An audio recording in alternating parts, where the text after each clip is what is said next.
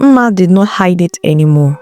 She looked around, made sure no one was watching, then spat into the old woman's food. She mixed it in with her spoon and smiled to herself. "Old people smell," she said loudly so the woman could hear. The old woman did not say anything. She just looked down and slowly walked away. But what Mma did not know was that the old woman had a big secret, one that would change Mma's life forever. One morning, a very old woman came to live in a small town called Nso. Her clothes were old, her slippers were broken, and she carried only one small bag. She looked tired and weak.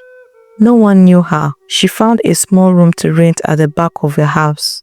The house belonged to a man who had 2 daughters, Mma and Adaeze.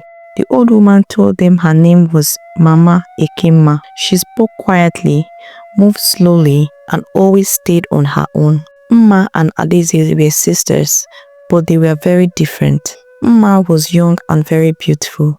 Her skin was smooth, her eyes were bright, and her smile could turn heads. She loved to wear shiny clothes, long eyelashes, and bright lip gloss. Every morning, she stood in front of the mirror for a long time, brushing her hair and admiring herself. "Look at me," she would say. "I am too fine to stay in this dusty town. One day, I will marry a rich man. Maybe even Obi the actor. He will see me and fall in love at once." She often walked around the compound like a queen. When visitors came, she laughed loudly, swinging her hips and flipping her hair so they would notice her. She wanted fame, money, and a big life in the city. Adaeze was not like her. Adaeze was quiet and gentle. She wore plain clothes and simple slippers. She worked hard every day, selling vegetables and roasted corn at the market. When she came home, she would sweep the compound, cook for her father, and help their neighbors if they needed anything. She never complained, and she always smiled. Even though she didn't have much, Adaeze was full of kindness. She gave food to hungry people, even when her own plate was small. When Mma Ekema moved into the compound, Adaeze was the first to greet her. She brought her water and helped her carry her bag. "Good afternoon, Mama," she would say with a smile. "Do you need anything?" Sometimes, when the old woman's wrapper fell off her waist, Adaeze would run to help her tie it properly. "Thank you, my daughter," Mma Ekema would say. "It's nothing, Mama. You remind me of my grandmother," Adaeze would reply softly. She would even sit with the old woman in the evenings, listening to her stories about the past. They laughed together sometimes. It made the old woman's heart feel warm. But Mma never helped, not even once. Whenever Mma Ekema walked by, Mma would wrinkle her nose like she had smelled something rotten. She would move far away, fanning her face or turning her back quickly.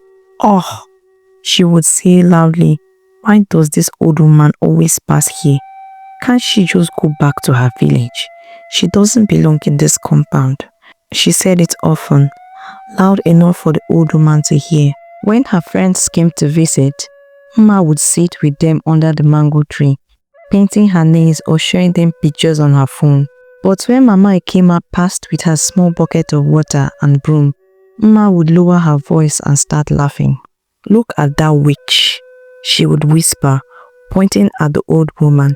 "She smells like dust and old soup." Her friends would giggle, looking over their shoulders. One of them even said, "Mma, stop. What if she hears?" "And so what?" Mma said, tossing her hair. "Old people should just stay in their corners and not disturb fine girls like us." She treated Mma Ekema like she was invincible. She never greeted her, never smiled at her, never offered her a chair, even when it was hot and the old woman stood tired in the sun. One afternoon, it started to rain. Everyone ran inside. Mma Ekema was struggling to carry her clothes from the drying line. Mma stood by the window, dry and warm, looking out. She saw the old woman's wrapper fall into the mud. She laughed. "She will now wash it again," Mma said.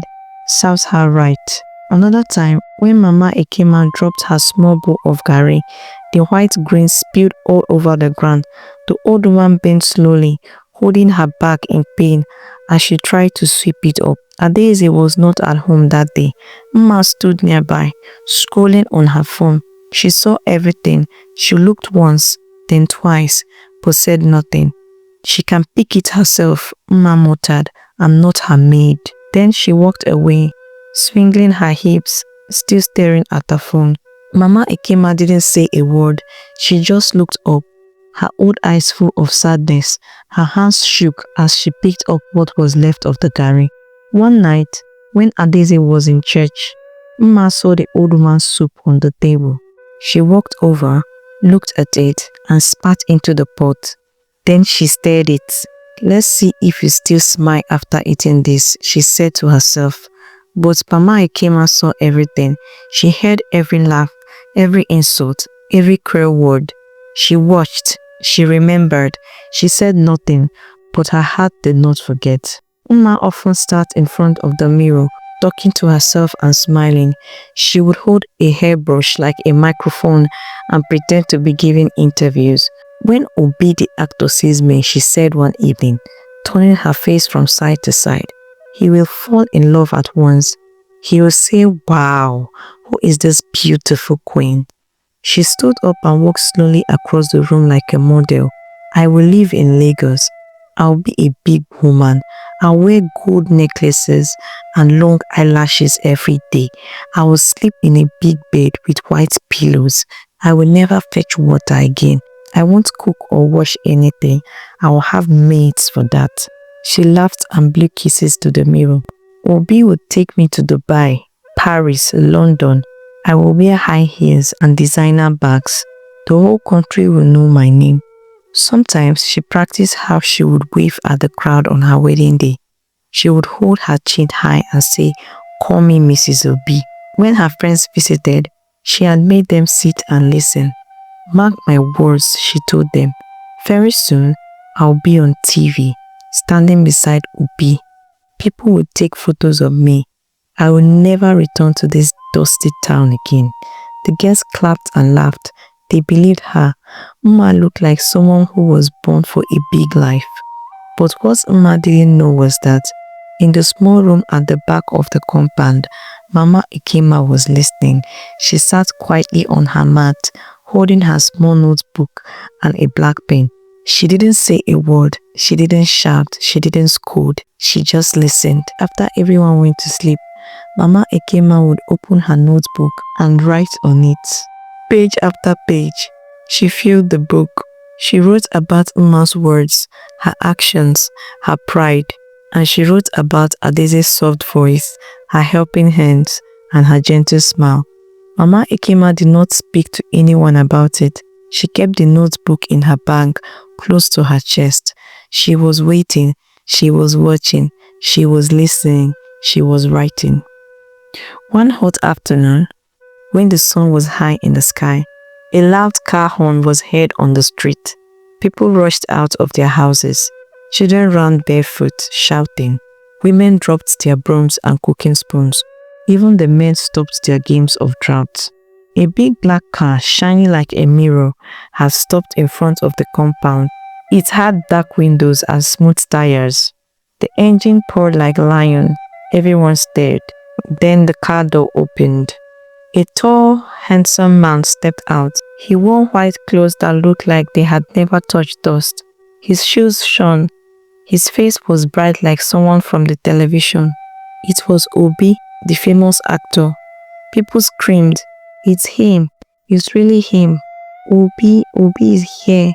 Some of the women danced in the street. Some of the young girls waved and blew kisses. The children tried to touch him. One woman even shouted, "Obi, marry my daughter." But Obi didn't wave. He didn't smile or speak to anyone. Instead, he looked around slowly, then turned away from the crowd. He walked straight to the back of the house, to the small quiet room where Mama Ekema lived. Everyone watched with wide eyes. Obi stopped at the door, bent down and hugged the old woman tight. "Mama," he said softly, "I'm here." Mama Ekema smiled and touched his face. "My son," she whispered, "welcome." The whole street went silent. You could hear the wind blowing. People looked at each other. Was this a joke? Mma stood like a statue. Her mouth fell open. Her hands began to shake. She blinked and whispered, "Mama, you're his mother?" Mama Ekema turned slowly and looked at her. Then she nodded once. Mma gasped. Her heart beat fast. Her legs almost gave away. In 1 second, everything changed. The dirty old woman she had laughed at was the mother of the man she dreamed of marrying. Her voice broke as she dropped to her knees. "Mama, I didn't know. I didn't know. I'm so sorry. Please forgive me." She grabbed the old woman's hand and pressed it to her chest. "Mama, I was foolish. I didn't mean what I said. Please don't be angry." The other neighbors stared in shock. Some were shaking their heads. Others whispered to each other. Mama Ekema looked down at Mma but said nothing. Her face was calm, but her eyes were sharp. She slowly pulled her hand away and turned back to her son. Mma stayed on her knees, tears filling her eyes. Her voice was small. "Mama, please, I didn't know you were important." But Mama Ekema didn't answer. She quietly entered her room with Obi and shut the door. The people stood outside in silence. No one knew what would happen next, but everyone could feel it. Something big was coming. The next morning, the sun rose slowly over the rooftops. The compound was quiet, but news was spreading fast. Obi was going to speak to everyone at midday. People came from the next street and from the market. Even small children ran over to see the famous actor. Mma wore her best dress. She painted her lips red and put on the longest eyelashes she had. She smiled at everyone and said, "Today is my day." Adaeze wore her simple wrapper and sat quietly in the corner. She didn't expect anything. She was happy just to see Mama Ekema smile again. When Obi stepped outside, the people clapped and cheered. He raised his hand to greet them, then turned to his mother. "Mama," he said, "thank you for raising me well. Thank you for teaching me to look with my heart, not just my eyes." Mama Ekema smiled and nodded. Her heart was full of pride. Obi turned to the crowd. His voice was strong. "I came here to find a wife. I watched, I listened, and now I have made my choice." The compound grew quiet. Obi looked around and then pointed. Everyone turned their heads to see who it was. "I choose Mma," he said. Gasps filled the air. Mama Ekema's smile disappeared. Her eyes grew wide. "What?" she whispered. "You choose Mma?" Obi nodded. "Yes, Mama, I choose Mma." Mma jumped up and clapped her hands. "I knew it. I told you all. I told you." Adaeze looked down at the ground. She said nothing. Mama Ekema stood up slowly. Her face was full of shock. "But Obi," she said softly, "you heard what she did. You saw how she treated me." Obi looked at his mother, then said, "Yes, Mama, I heard everything, and I made my choice." The people began to whisper. Some shook their heads. Others looked at Adaeze with pity. Mama Ekema sat down quietly. Her hands were shaking. Something didn't feel right, and deep in her heart, she knew this story was not yet over. The next day, the whole compound was full of music, food, and decorations. Drums were beating. Children were dancing. Neighbors brought gifts wrapped in shiny paper. Everyone believed Obi was going to marry Mma. She had told all her friends, "This is my day. I will become a queen." Mma wore a golden dress that sparkled in the sun. Her nails were painted red, and she walked around smiling like a princess. People clapped when Obi stepped out, dressed in white again. Adaeze stood at the back in her simple wrapper. She didn't plan to stay long, just long enough to help Mama Ekema serve food. When it was time for the wedding, Obi walked in the front. The music stopped. Even the birds seemed quiet. Obi looked at Mma, then looked at Adaeze. He turned to the people and said loudly, "This wedding is not for Mma, it is for Adaeze." Everyone froze, mouth open in shock. Obi raised his hands and said, "This woman, Adaeze, is the one who showed love when no one was watching. She did not laugh at my mother. She gave even when she had little. She helped from her heart." Mma's face turned pale. Her smile disappeared. She dropped the flowers in her hand and ran into the house. People whispered, "Ah, she has been shamed." But Obi walked straight to Adaeze and took her hands. "Adaeze, will you be my wife?" Adaeze was shaking, her eyes filled with tears. She nodded slowly. Mama Ekima stood with a big smile. "Now," she said, "this is the true bride." The people clapped, sang and danced. Obi and Adaeze were married that very day. Everyone celebrated except Mma. She stayed in her room, staring at the mirror. No friends came to visit. No laughter came from her window. Even the mirror did not smile back anymore. People stopped calling her pretty. Her makeup, her dresses, her red lips, none of it mattered. Her beauty could not cover her bad character and her bad heart. One evening, as the sky turned orange, Mma sat alone under a tree. She pulled off her eyelashes, wiped off her lip gloss, and whispered to herself, "If only I had been kind." She watched as Adaeze and Obi returned from their walk, holding hands, smiling, with Mama Ekima beside them. Mma lowered her head, and from that day on, she never laughed at the old woman again. People in the town still tell the story. They say, kindness is like a seed. One day, it will grow. Beauty fades, but a good heart shines forever. Treat everyone with respect, because you never know who they really are. And so, the girl with the simple wrapper became the wife of a famous man.